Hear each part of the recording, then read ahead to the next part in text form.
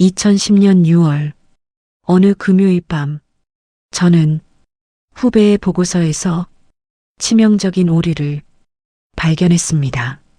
그 오류를 알려주면 후배는 실수를 바로잡을 수 있었고 말하지 않으면 제가 승진 경쟁에서 유리해질 것 같았습니다. 저는 침묵을 선택했습니다. 그리고 그 침묵은 한 사람의 인생을 바꿔버렸고 저 역시 15년간 그 무게를 짊어지고 살았습니다. 오늘 그 이야기를 합니다. 나는 늘 성실했습니다. 출근 시간은 9시였지만 저는 항상 8시 반에 도착했습니다. 퇴근 시간은 6시였지만 저는 늘 8시, 9시가 되어서야 사무실을 나섰습니다. 주말에도 자주 출근했고 회식 자리에서는 술잔을 제일 먼저 채웠으며 상사의 말에는 무조건 예, 알겠습니다로 답했습니다. 동기들은 저를 보며 말했습니다. 김대리, 너 그렇게까지 할 필요 있어? 회사가 뭐 가족이야? 하지만 저는 그들의 말을 흘려들었습니다. 그들은 몰랐습니다. 저에게는 선택지가 없다는 것을요. 뒤처지면 떨어지고 떨어지면 끝이었습니다. 그렇게 3년을 보냈고 저는 동기들 중 가장 먼저 대리로 승진했습니다. 5년 후에는 과장이 되었고 30대 중반에는 차장까지 올랐습니다. 사람들은 저를 출세가도를 달리는 사람이라고 불렀습니다. 회사 생활에서 승진은 단순한 직급 상승이 아닙니다. 그것은 존재의 증명이고 능력의 인정이며 때로는 생존의 증표였습니다. 특히 제가 있던 대성전자는 승진 경쟁이 매우 치열했습니다. 매년 임원 승진 발표가 나면 누군가는 환호했고 누군가는 조용히 책상을 정리했습니다. 승진 못하면 나가라는 거지 뭐. 그게 암묵적인 룰이었습니다. 딸아이가 초등학교에 입학하던 해 아내가 말했습니다. 여보, 우리의 영어 학원 좀 보낼까요? 요즘 다들 보낸대요. 저는 고개를 끄덕였지만 속으로는 걱정이 앞섰습니다. 학원비, 교재비, 그리고 끝없이 늘어나는 생활비. 더 높은 자리에 올라야 했습니다. 더 많은 연봉을 받아야 했습니다. 승진은 욕심이 아니라 필수였습니다.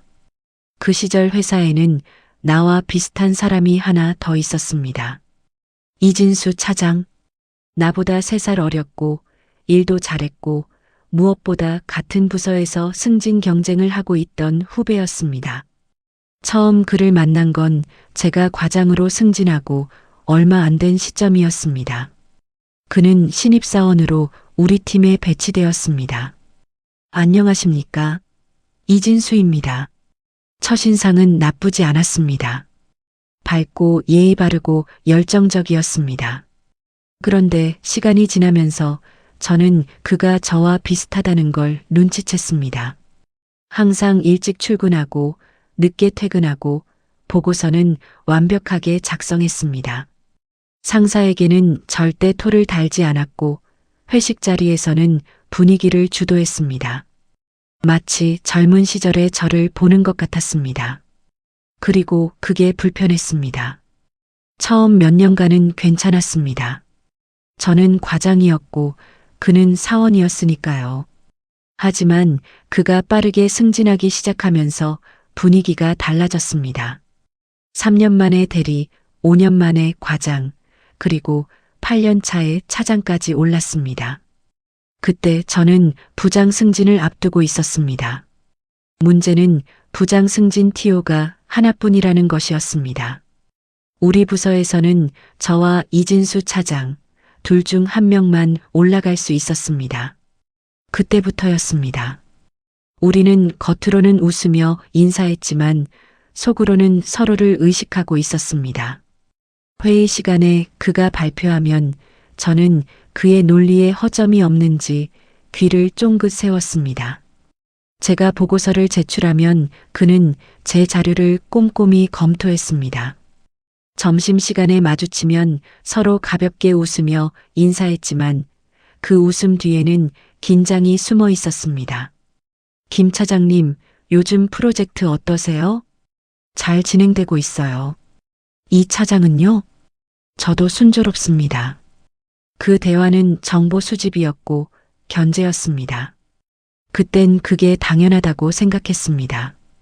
회사란 그런 곳이니까요. 경쟁하고 이기고 올라가는 곳.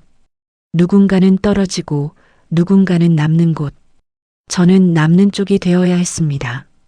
가족을 위해서, 생계를 위해서, 그리고 지금까지 쏟아부은 시간과 노력을 헛되이 하지 않기 위해서. 그때의 저는 이렇게 생각했습니다. 이건 전쟁이다. 선의의 경쟁 같은 건 없다. 살아남는 자가 이기는 거다. 지금 돌이켜보면 참 잔인한 생각이었습니다. 문제의 시작은 아주 사소했습니다. 2010년 6월, 우리 부서는 새로운 유통 채널 확대 프로젝트를 진행하고 있었습니다. 동남아 시장 진출을 위한 대규모 계약이었고 회사 전체가 주목하는 안건이었습니다. 그 프로젝트의 실무 책임자는 이진수 차장이었습니다.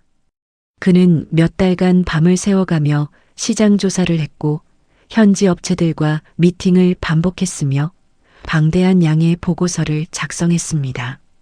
저도 그 프로젝트에 참여하고 있었지만 주로 검토와 자문 역할이었습니다. 어느 금요일 오후 이진수 차장이 제 자리로 왔습니다. 김 차장님, 다음 주 월요일 임원회의 전에 보고서 한번 검토 부탁드려도 될까요? 그래요. 이메일로 보내요. 그는 고맙다는 인사를 하고 돌아갔습니다. 그날 저녁 집에 돌아와 노트북을 켰습니다. 이진수 차장이 보낸 140페이지짜리 보고서를 열었습니다. 처음 100페이지는 완벽했습니다. 시장 분석, 경쟁사 현황, 수익 예측, 모델, 리스크 관리 방안. 모든 것이 논리적이고 설득력 있었습니다. 역시 잘하네. 그렇게 생각하며 넘기다가 112페이지에서 손이 멈췄습니다. 재무 데이터표였습니다. 환율 적용 부분에서 숫자가 이상했습니다. 한 달러당 1,100원으로 계산해야 할 부분이 1,010원으로 되어 있었습니다. 단순 오타처럼 보였지만 그 오류가 전체 수익 계산에 연쇄적으로 영향을 미치고 있었습니다. 계산기를 두드려 봤습니다. 예상 수익이 약 23억 원 과대 계상되어 있었습니다. 심장이 두근거렸습니다. 이건 큰 문제인데 다시 확인했습니다. 틀림없었습니다. 보고서의 결론 부분에서 1년차 예상 수익 87억이라고 명시되어 있었지만 정확한 계산은 64억 정도였습니다. 이 보고서가 그대로 임원회의에 올라간다면 나중에 실제 수익이 목표치에 미달되면 책임 추궁이 시작될 것이고 재검토 과정에서 이 오류가 발견될 것입니다. 그리고 그 책임은 온전히 이진수 차장에게 돌아갈 것입니다. 저는 노트북 화면을 보며 한참을 멍하니 앉아 있었습니다. 해야 할 일은 명확했습니다. 이진수 차장에게 연락해서 오류를 알려주는 것. 간단한 일이었습니다. 전화 한 통이면 되는 일이었습니다. 하지만 손이 움직이지 않았습니다. 머릿속에서 다른 생각들이 꿈틀거리기 시작했습니다. 이번 프로젝트가 성공하면 이진수 차장의 평가가 올라갈 거야. 부장 승진 심사가 3개월 후인데 만약 이 오류 때문에 프로젝트가 삐걱거리면 그럼 승진 경쟁에서 내가 유리해지는 거 아니야? 그 생각이 스쳐 지나가는 순간 저는 제 자신이 역겨웠습니다. 아니야, 이게 무슨 생각이야. 하지만 그 생각은 쉽게 사라지지 않았습니다. 마치 독처럼 퍼져나갔습니다. 저는 스스로를 설득하기 시작했습니다. 이건 이진수 차장의 책임이야. 내가 대신 검토해줄 의무는 없어. 그가 부탁했지만 정식 업무 지시는 아니잖아. 보고서 최종 책임자는 그 사람이고 나는 그냥 참고용으로 받은 거야. 게다가 나도 바빠. 내 업무도 산더미인데 남의 보고서까지 완벽하게 검토해줄 여유는 없어. 그렇게 합리화를 이어갔습니다. 하지만 가슴 한구석은 무거웠습니다. 그래도 알려줘야 하는 거 아니야? 같은 부서 사람인데, 동료인데. 두 목소리가 머릿속에서 싸웠습니다. 시계를 봤습니다. 밤 11시. 월요일 아침까지는 시간이 있었습니다. 내일 알려줘도 되겠지. 주말에 수정할 시간은 충분해. 저는 노트북을 덮었습니다. 그리고 그날 밤 잠을 이루지 못했습니다. 그렇게 아무것도 하지 않은 채 주말이 지나갔습니다. 월요일 아침 9시, 임원 회의가 시작되기 1시간 전이었습니다. 저는 평소보다 일찍 출근했습니다. 이진수 차장의 자리를 보니 아직 출근하지 않았습니다. 지금이라도 말할까? 그때 부장님이 지나가며 말했습니다. 김 차장, 오늘 회의 자료 검토 다 했지? 예, 확인했습니다. 그 대답이 입에서 나오는 순간 저는 돌이킬 수 없는 선을 넘었습니다. 9시 30분. 이진수 차장이 급하게 들어왔습니다. 얼굴이 긴장으로 굳어 있었습니다. 김 차장님, 좋은 아침입니다. 응, 준비 다 됐어? 예, 완벽합니다. 그는 자신감 있게 말했습니다. 하지만 저는 알고 있었습니다. 그 자신감이 얼마나 덧없는 것인지. 10시. 회의가 시작되었습니다. 회의실은 20층에 있었습니다. 통창으로 서울 시내가 한눈에 보이는 곳이었습니다. 타원형 테이블에는 임원 8명이 앉아 있었고 이진수 차장이 스크린 앞에서 발표를 시작했습니다. 동남아 시장 진출 전략에 대해 보고드리겠습니다. 그의 목소리는 안정적이었습니다. 시장 분석 부분은 완벽했습니다. 임원들도 고개를 끄덕였습니다. 경쟁사 현황도 탁월했습니다. 전무님이 칭찬 한마디를 던졌습니다. 잘 준비했네. 이진수 차장의 얼굴에 미소가 번졌습니다. 그리고 재무 데이터 부분이 나왔습니다. 1년차 예상 수익은 87억 원입니다. 숫자가 스크린에 크게 띄워졌습니다. 저는 그 숫자를 보며 가슴이 철렁했습니다. 저 숫자가 틀렸다는 걸 나만 알고 있어. 잠깐의 정적이 흘렀습니다. 하지만 임원들은 140페이지짜리 보고서를 세세히 검토하지 않았습니다. 전체적인 전략과 방향성에 만족하는 눈치였습니다. 상무님이 물었습니다. 수익 전망은 보수적으로 잡은 건가? 예, 최악의 시나리오까지 고려했습니다. 이진수 차장이 자신 있게 답했습니다. 그는 자기가 뭘 잘못했는지 모르고 있었습니다. 전무님이 고개를 끄덕였습니다. 좋아. 승인하지. 이대로 진행하도록. 감사합니다. 회의는 그렇게 통과되었습니다. 회의가 끝나고 복도에서 이진수 차장과 마주쳤습니다. 그는 환한 얼굴로 말했습니다. 차장님, 감사합니다. 검토해 주셔서 큰 도움이 됐어요. 아니에요. 잘했어요. 이번 프로젝트 성공하면 승진도 기대해 볼 만하겠죠? 그는 농담처럼 말했지만 기대감이 섞여 있었습니다. 저는 억지로 웃으며 대답했습니다. 그렇겠죠. 하지만 속으로는 알고 있었습니다. 그 기대가 얼마나 위태로운 것인지, 그리고 그 위태로움을 만든 것이 바로 나의 침묵이라는 것을. 프로젝트는 승인을 받고 본격적으로 시작되었습니다. 계약이 체결되었고 물류가 준비되었으며 인력이 배치되었습니다. 모든 것이 87억 원이라는 예상 수익을 기준으로 진행되었습니다. 프로젝트가 시작되고 3개월이 지났습니다. 7월, 8월은 순조로웠습니다. 현지 파트너와의 계약도 체결되었고 첫 물량도 무사히 출고되었습니다. 이진수 차장은 매주 진행 상황을 보고했고 임원들도 만족스러워했습니다. 이 차장, 수고가 많네. 첫 해외 프로젝트 치고 잘 굴러가고 있어. 칭찬이 쏟아졌습니다. 하지만 저는 불안했습니다. 언젠가는 드러날 거야. 숫자가 맞지 않는다는 게. 9월 말 현지에서 첫 분기 결산 보고가 올라왔습니다. 예상 수익 87억의 4분의 1, 즉 약 22억 정도가 나와야 했습니다. 하지만 실제 수익은 16억에 불과했습니다. 재무팀에서 급하게 회의가 소집되었습니다. 왜 목표치에 6억이나 못 미치는 거야? 환율 변동 때문입니까? 아니, 환율은 오히려 우리한테 유리하게 움직였어. 그럼 뭐가 문제지? 재무팀이 보고서를 다시 검토하기 시작했습니다. 그리고 발견했습니다. 이 차장, 여기 환율 계산이 잘못됐는데요? 재무팀장이 보고서를 펼쳐 보이며 말했습니다. 한 달러당 1,010원으로 되어 있는데 당시 환율은 1,100원이었잖아요. 이진수 차장의 얼굴이 하얗게 변했습니다. 아, 그게 이거 다시 계산하면 예상 수익이 87억이 아니라 64억 정도밖에 안 나오는데요. 회의실이 조용해졌습니다.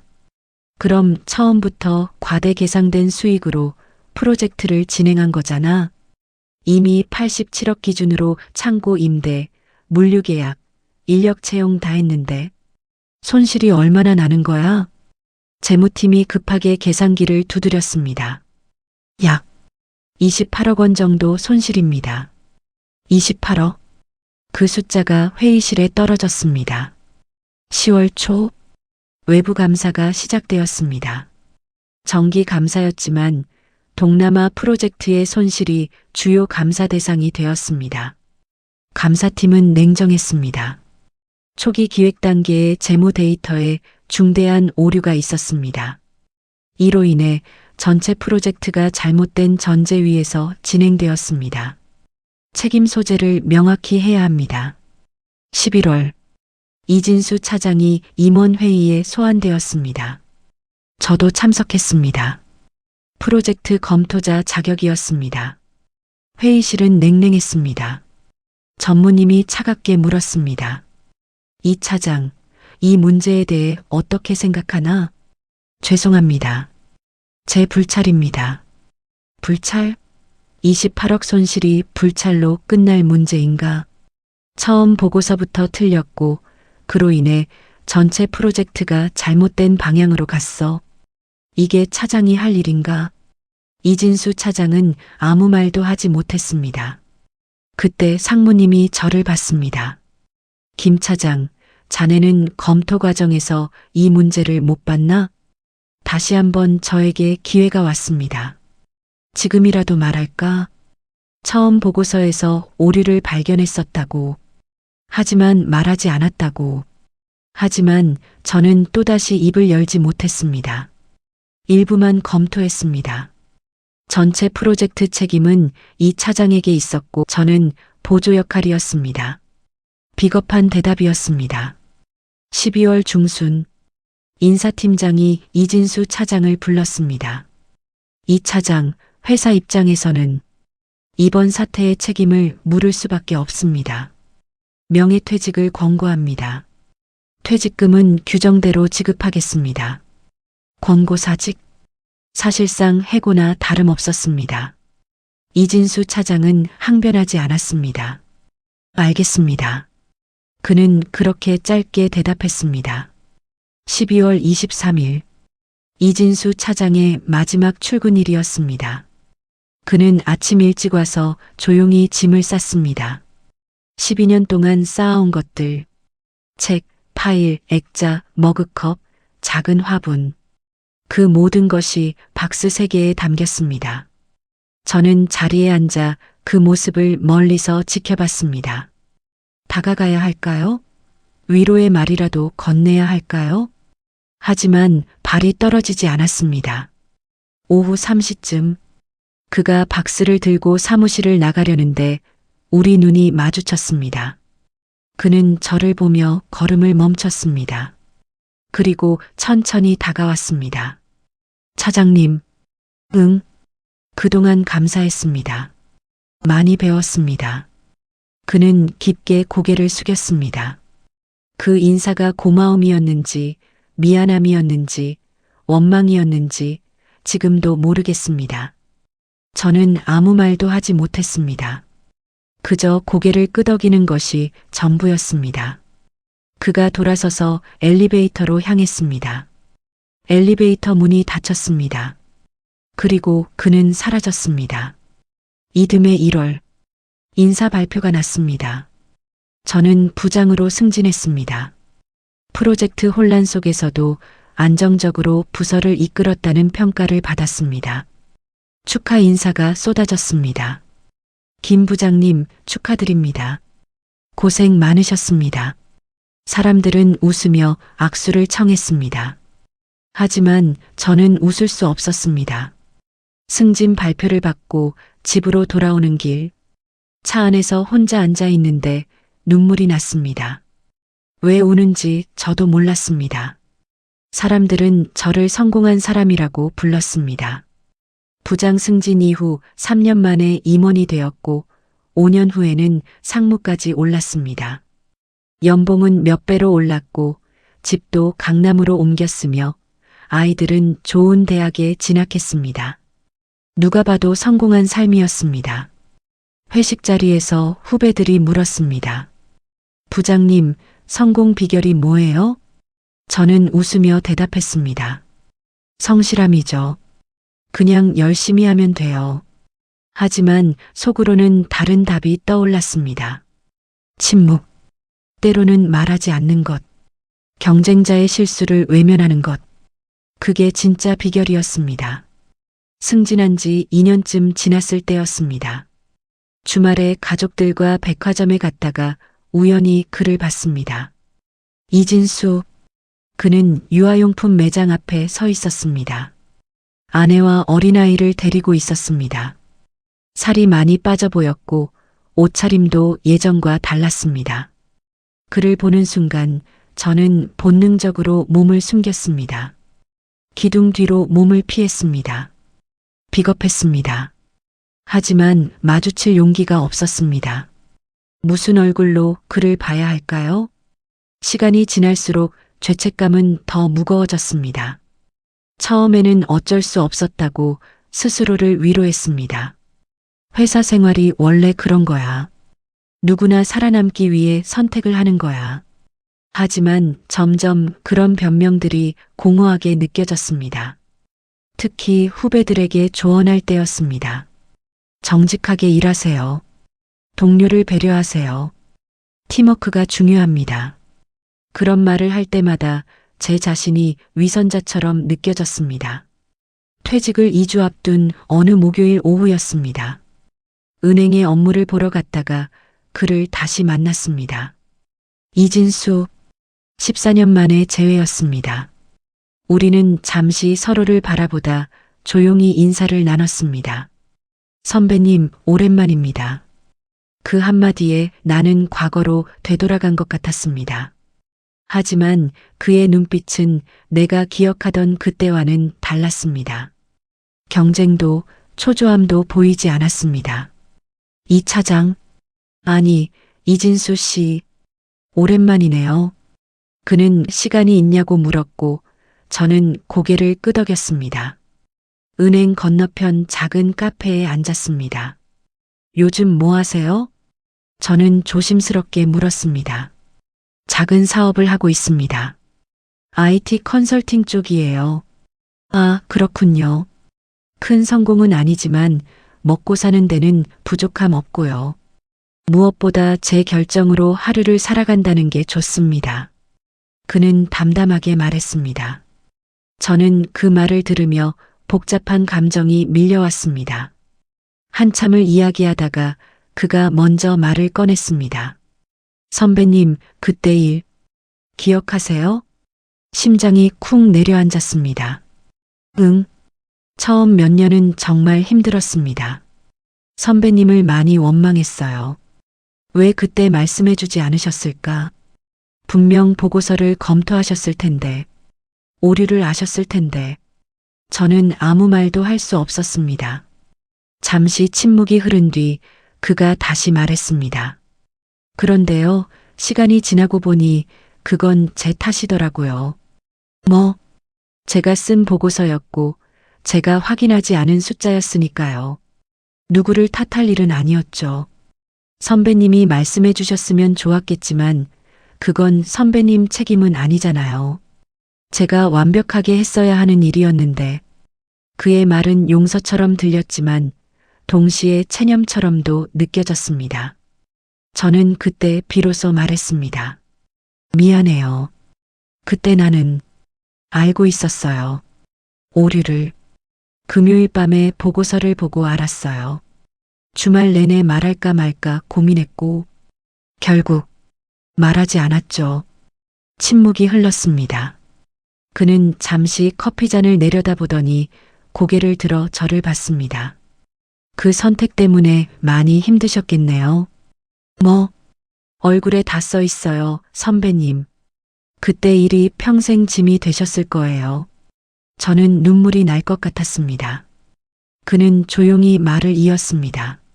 솔직히 말하면 회사에 계속 있었으면 저는 그 자리에만 머물렀을 거예요. 승진하고 또 승진하고 정년까지 그렇게 살았겠죠. 그때 나와서 사업을 하면서 많이 배웠습니다. 사람 상대하는 법도 결정의 무게도 제가 원하는 삶이 뭔지도요. 그리고 잠시 망설이다가 이 말을 덧붙였습니다. 어쩌면 그 일이 저를 더 크게 만들어준 계기였는지도 모르겠습니다. 그는 저를 바라보며 조용히 말했습니다. 그래서 이상하게 들릴지 모르겠지만 지금은 고맙다는 생각도 듭니다. 선배님도 이제 편하게 지내세요. 그 짐 내려놓으셔도 돼요. 저는 그제야 눈물을 흘렸습니다. 카페를 나와 집으로 돌아오는 길에 저는 한참을 차 안에 앉아 있었습니다. 그는 이미 자기 인생을 자기 방식으로 정리하고 있었습니다. 원망도 미움도 이미 지나간 자리에 두고 말입니다. 그런데 이상하게도 마음이 가벼워지기보다는 더 무거워졌습니다. 나는 승진했고 원하던 자리에 올랐고 이제 곧 명함을 내려놓습니다. 하지만 그 모든 시간이 문득 덧없이 느껴졌습니다. 그는 잃은 것에서 자기 인생을 만들었고 나는 얻은 것 속에서 무언가를 계속 붙잡고 있었던 것 같았습니다.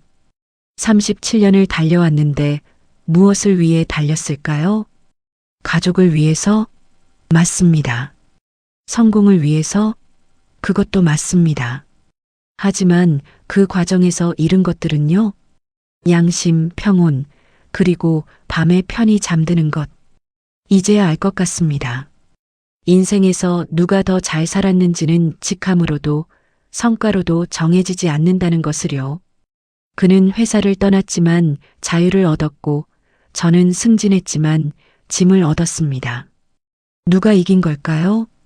어쩌면 둘 다 이긴 것도 진 것도 아닐지 모릅니다. 다만 각자의 방식으로 살아온 것뿐입니다. 이 이야기를 남기는 이유는 후회 때문만은 아닙니다. 치열하게 살았던 인생이 왜 이렇게 덧없이 느껴지는지 그 답을 조금 늦게 마주했기 때문입니다. 혹시 이 이야기를 듣는 분이 계시다면 부디 제 실수를 반복하지 마시길 바랍니다. 승진도, 돈도, 지위도 중요합니다. 하지만 양심을 잃으면 모든 게 텅 빈 것처럼 느껴집니다. 그리고 언젠가는 그 빈자리가 보입니다. 너무 늦기 전에요.